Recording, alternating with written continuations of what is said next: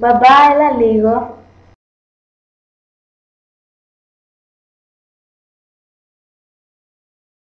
Τι είναι, παιδί μου? Μπαμπά, μπορώ να πάρω την πιστωτική σου κάρτα για να πάρω κάτι που μου αρέσει από το διαδίκτυο? Όχι, βέβαια, δεν δίνουμε την κάρτα μας σε οποιαδήποτε ιστοσελίδα, γιατί μπορεί να μας κλέψουν.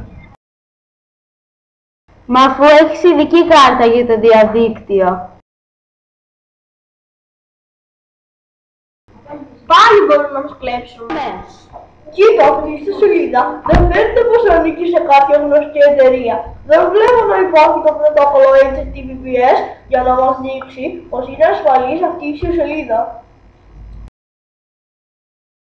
Ας ψωνίσουμε από μία άλλη ιστοσελίδα που να έχει το πρωτόκολλο HTTPS.